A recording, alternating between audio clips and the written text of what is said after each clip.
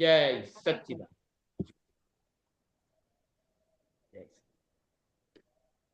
જય સચ્ચિદાનંદ. પદ સાંભળીએ આપણે. જય સચ્ચિદાનંદ.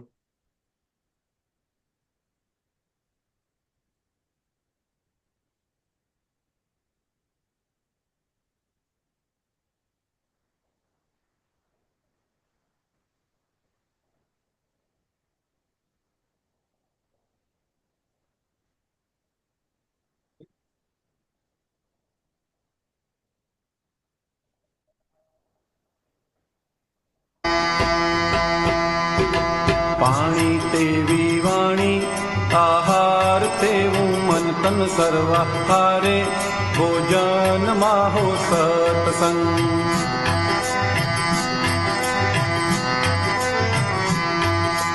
પાણી તેવી વાણી, આહાર તેવું મન તન સર્વાહારે, ભોજન માહો સત્સંગ.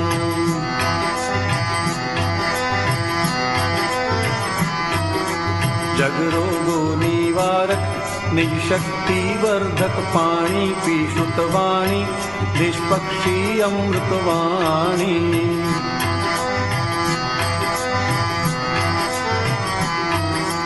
જગરોગો નિવારક, નિજ શક્તિ વર્ધક પાણી, પીશુત વાણી, નિષ્પક્ષી અમૃત વાણી.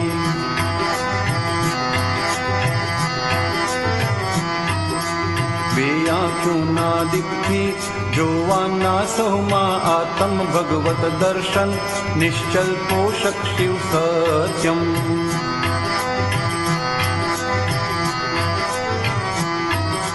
બે આંખોના દીપથી જોવાના સૌમાં આત્મ ભગવત દર્શન, નિશ્ચલ પોષક શિવ સત્યમ.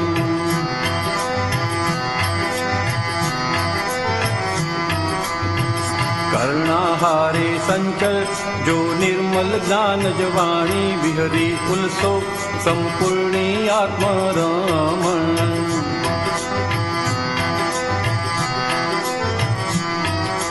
કર્ણાહારે સંચલ જો નિર્મલ જ્ઞાન જવાણી, વિહરી ઉલ્સો સંપૂર્ણી આત્મરમણ.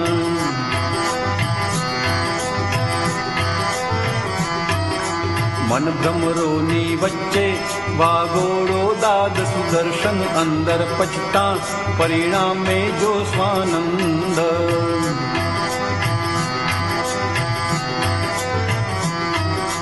મન ભ્રમરોની વચ્ચે વાગોળો દાદ સુદર્શન, અંદર પછતા પરિણામે જો સ્વાનંદ.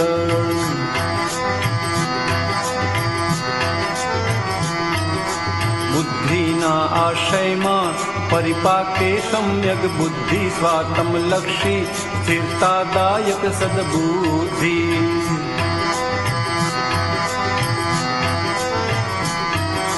બુદ્ધિના આશયમાં પરિપાકે સમ્યક બુદ્ધિ, સ્વાતમ લક્ષી સ્થિરતાદાયક સદબુદ્ધિ.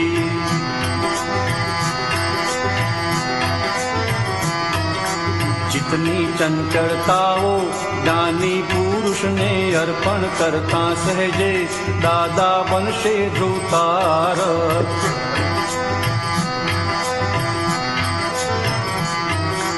ચિત્તની ચંચળતાઓ જ્ઞાની પુરુષને અર્પણ કરતા સહેજે દાદા બનશે ધ્રુવતારક.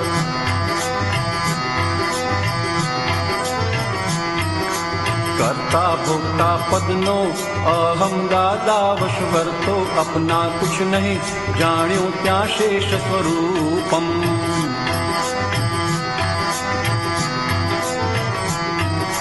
કરતા ભોગતા પદનો અહમ દાદા વશ વર્તો, અપના કુછ નહીં જાણ્યું ત્યાં શેષ સ્વરૂપમ.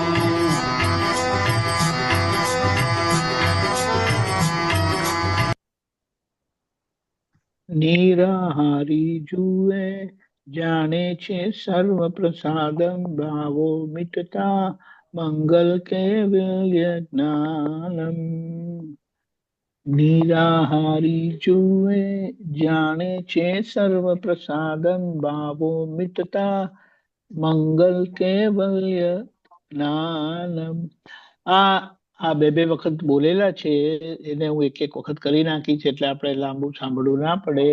પણ આ જે દાદા ભગવાને જબરદસ્ત વાત જે અહીંયા ખુલ્લી કરી છે કે જેવું પાણી, જેવો આહાર, એટલે પાણી તે બી વાણી, અને આહાર જેવું આપણે ખાઈએ અને એ ખાવાની પાછળના પરમાણુ જે જાય છે આપણી અંદર, એ કેવી રીતે આપણા મન પર અસર કરે છે અને મનના લીધે પછી એ બાબત તન એટલે શરીર પર આવે છે. અને એના માટે આપણે કીધું છે કે આહારના વિવેકથી ધર્મની શરૂઆત થાય છે અને આહારના પૂર્ણ સંયમથી ધર્મની પૂર્ણાહુતિ એટલે વિજ્ઞાનની પૂર્ણાહુતિ થાય છે. અહીંયા આહાર અને પાણીની મહત્વતા સમજાવતા દાદા કીધું કે એમાં જ આખો સત્સંગ આવી ગયો છે. એટલે આપણે ખાઈએ છું, પહેલી વાત તો જરૂરત કરતા વધારે ખાઈએ છીએ. બીજી વસ્તુ ના ખાવાની વસ્તુ ખાઈએ છીએ. કોને કહેવાય ના ખાવાની વસ્તુ? આપણી પ્રકૃતિને માફક નહીં આવતું હોય એ વસ્તુ આપણે ખાઈએ, કારણ કે જીભને ભાવે છે. પછી આપણે પેટને જોતા નથી, પ્રકૃતિને જોતા નથી. તો અહીંયા શું થાય છે કે આ જે ભૂલ થાય છે તે શરીર પર અસર આવે છે, અને શરીર પર અસર આવે એટલે પછી જે શરીર કંપાયમાન થાય છે, એ જે શરીરને અસર થાય છે એનો જે ભોગવટો આવે છે તે પછી જોઈ શકાતો નથી. એટલે પછી આપણને જવાબ આપ્યો, આ પાણીને આહારની અસર માટે કીધું. પછી કીધું થોડું લાંબુ છે પદ, પણ ઘણી બધી બાબતો આમાં આવી ગઈ છે એટલે આપણે થોડું લીધું છે. બીજું કીધું, જગ શરીરના રોગની દવા પાસે છે લોકો પાસે, પણ જગત રોગ એટલે જેના લીધે કર્મ બંધાય છે ને જન્મ મરણની ભટકામણ થાય છે, એની એની દવા કોઈની પાસે નથી.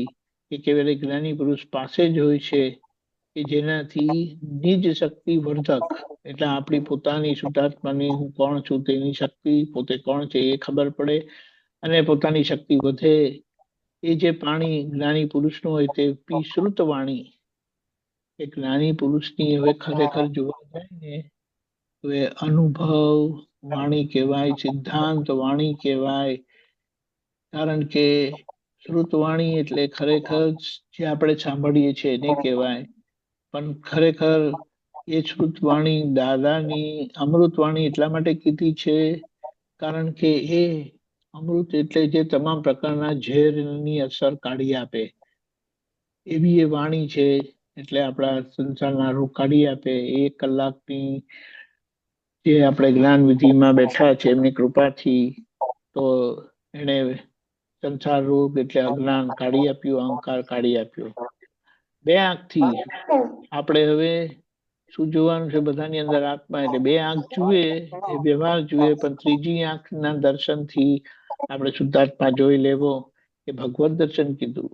ભગવત એટલે જ્યાં ભગવાન છે, જ્ઞાન છે, એ જ્ઞાન સ્વરૂપના આપણે દર્શન કરીએ તો પોષક શિવ સત્યમ એટલે પોતે નિશ્ચલ એટલે સ્થિર થતા જાય.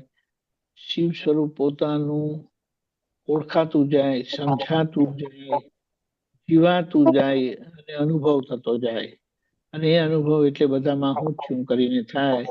સાથે જગતના ઝેર પીવા પડે. કર્ણાહાર એટલે કાનમાં આવતી વસ્તુ સંભળાય, કોઈ આપણને સારું ખોટું કહી જાય તો કેટલી બધી અસર થાય છે. તો કઈ કે એની જે કીધું એ કેવી રીતે એને નિર્મલ એટલે કે મળ રહિત એ જ્ઞાન વાણી આપણને કરી આપે.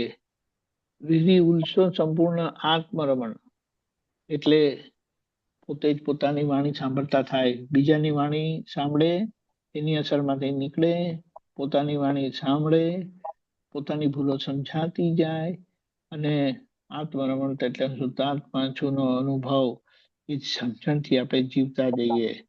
કારણ કે આખરે આ જ વાણીની અસર, પોતાની જ વાણીની અસર પોતાને થતી હોય છે, પણ એનું ખબર જ નથી. મને આ બિલકુલ ગમતું નથી, મને આ બિલકુલ ફાવતું નથી, હું બિલકુલ ચલાવી નહીં લઉં, આ આવા છે, આ તેવા છે, અહીંયાથી નીકળે છે અને આપણે સાંભળતા નથી અને સામાન્ય ભૂલ કાઢીએ છીએ.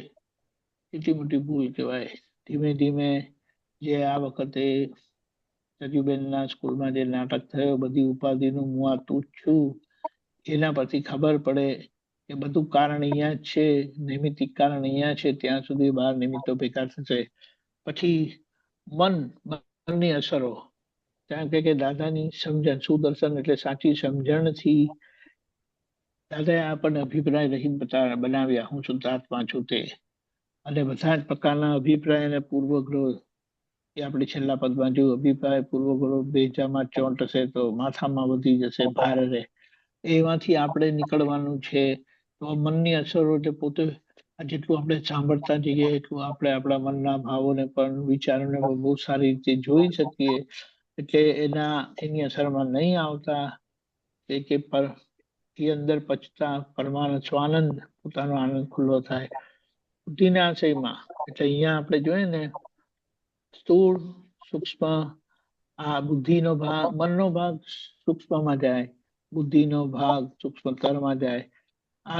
બુદ્ધિના આશયમાં કીધું પરિપાક કે સમ્યક બુદ્ધિ. આ દાદાનો સત્સંગ આપણે સાંભળીએ છીએ, દાદાની સમજણ આપણે સાંભળતા જઈએ, જાણતા જઈએ, તેમ તેમ આપણી બુદ્ધિ સમ્યક થતી જાય, બેલેન્સ થતી જાય. અને સમ્યક થયેલી બુદ્ધિ આપણને ફાઇલનો સંભાવે નિકાલ કરવામાં મદદરૂપ થાય. કે સ્વાતમ લક્ષી સ્થિરતાદાયક સદબુદ્ધિ. સદબુદ્ધિ એટલે સમ્યક બુદ્ધિ, સત સ્વરૂપ તેમ પામેલી બુદ્ધિ. એટલે એ જ્ઞાની પુરુષની સમજણે જીવતા આપણે એનાથી આપણી સદબુદ્ધિ થતી જાય. ચિત્તની ચંચળતાઓ, ચિત્તની ચંચળતાઓમાં આપણે 5 ઇન્દ્રિયોના એ ભોગવટા છે, એને આપણે જોઈએ કે આ આંખથી જોયું એનું દુઃખ આવ્યું, કાનથી સાંભળ્યું એનું દુઃખ આવ્યું, નાકથી સૂંઘ્યું એનું દુઃખ આવ્યું, સ્વાદમાં સુખ આવ્યું, સ્પર્શનું સુખ દુઃખ આવ્યું. તો એને જ્ઞાની પુરુષને અર્પણ એટલે શુદ્ધાત્મા દ્રષ્ટિ એમને જોઈ લેતા 5 ઇન્દ્રિયોને. અને ચિત્તની ચંચળતા એટલે ઇન્દ્રિય જ્ઞાનથી એની અસર થાય છે. અને આપણે શુદ્ધાત્મા અતિન્દ્રિય જ્ઞાન વાળા આ ઇન્દ્રિય જ્ઞાનની અસરોને સારી રીતે જોઈને આપણે કરતા દાદા બનશે ધ્રુવ તારક. એટલે આપણી ધ્રુવતા, જે હું શુદ્ધાત્મા છું, ધ્રુવ સ્વરૂપ, બિલકુલ નિશ્ચલ, બિલકુલ અસર મુક્ત એવો અનુભવ થાય. અને છેલ્લું જે છે સૂક્ષ્મતમ, કરતા ભોગતા પદનો અહમ દાદા વશ વર્તે. એટલે હું કોઈ પણ ક્રિયાનો કરતા નથી, કેવલ જ્ઞાન ક્રિયાનો જ કરતા છું. પૂતગલ ક્રિયાનો કરતા કે પૂતગલ ક્રિયાનો ભોગતા રહેતો નથી. હવે કરતા ભાવ જતો રહ્યો છે જ્ઞાન મળ્યું માટે, પણ હજી વ્યવસ્થિત નથી સમજાયું. એટલે એના લીધે એક અકર્તા પદની સમજણ ફિટ નહીં થતા ભોગતા ભાવની અસર રહી છે. જે બધો ભોગવટો આવે છે ને, એ ભોગતા ભાવનું પોતે એને શું કે ઉપરાણું લઈ લે છે કે મને ના ગમ્યું, મને ના ફાવ્યું, મને અસર થઈ, મને કરીને જે પોતાપણું થાય છે, એને સમજીને ઓળખીને એ મને કે ત્યારે આપણે સમજી જઈએ કે દીપકાનંદની વાત કરે છે, આ નામધારીની વાત કરે છે. દિગંતભાઈ કે આ મને ફાવતું નથી, તો મને ખબર પડે કે દિગંતભાઈને ફાવતું નથી. દિગંતભાઈને કિડની સ્ટોનનો દુખાવો થયો, મને દુખાવો થયો કરીને કે તો મને ખબર પડે દિગંતભાઈને કિડની સ્ટોનનો દુખાવો થયો. જ્યારે હું કહું એટલે દીપકાનંદ કે મને કિડની સ્ટોનનો દુખાવો થયો, તો મારે અંદરથી સમજી લેવાનું કે આ કિડની દીપકમાં છે, દીપકના શરીરમાં છે, અને દુખાવો દીપકને થયો છે. તો એમ કરતા કરતા આપણું છૂટું, એટલે એ માઇનસ કરતા જાય તો સેજ સ્વરૂપ અપના કુછ નહીં. તો સ્વરૂપ એટલે એનો જોનારો, સમજનારો, ઓળખનારો. છેલ્લી લાઈન આવી નથી પદમાં, કારણ કે પહેલા ગવાયું હતું ને પાછળથી આ ઉમેરાયું હતું. આખરે નિરાહારી એટલે જે આહારી આહાર કરે છે, હું નિરાહારી શુદ્ધાત્મા માત્ર તેને જાણું છું કરીને કહે છે. વિહારી વિહાર કરે છે, હું નિર્વિહારી માત્ર તેને જાણું છું. નિહારી નિહાર કરે છે, હું નિર્નિહારી માત્ર તેને જાણું છું. એટલે જે નિરાહરી છે એ આ બધી જ અસરોને જુએ છે, ઓળખે છે. એ આપણો પ્રસાદ થઈ જાય છે, જોયું ને એટલે. અને આપણું બાવાપણું મટતા, બાવાપણું એટલે વચ્ચેનો બાવાપણો પોતાપણાનો ભાગ છે, તે એટલો બાવાનો છે. એટલો શુદ્ધાત્મા છું, એ જ્ઞાની બાવો કહેવાય. ને આ જે બાવો છે તે અજાગૃતિ વાળો, અજ્ઞાની નથી થયો, કારણ કે અજ્ઞાન રહ્યું નથી. હવે જે છે તે અજાગૃતિની અસર છે, તો એનું પરિણામ બાવો મટી જતા, પોતાપણું જતા કેવલ જ્ઞાનનો અનુભવ, કેવલ જ્ઞાન પ્રગટ થશે. એ જ દાદાનું સ્વરૂપ, એ જ સિમંદર સ્વામીનું સ્વરૂપ, એ આપણને અહીંયા દર્શનમાં આવશે. અને એની પૂર્ણાહુતિ ત્યાં સિમંદર સ્વામી ભગવાન પાસે કેવળ જ્ઞાન સ્વરૂપે થશે. જબરજસ્ત પદ છે. ભાગોળશું આપણે એને આખા અઠવાડિયા સુધી. અને આજે બે વખત બોલાયું છે ને, તેને હું એક વખત જો કરી નાખીશ એટલે થોડું શોર્ટ થઈ જાય. જય સચ્ચિદાનંદ.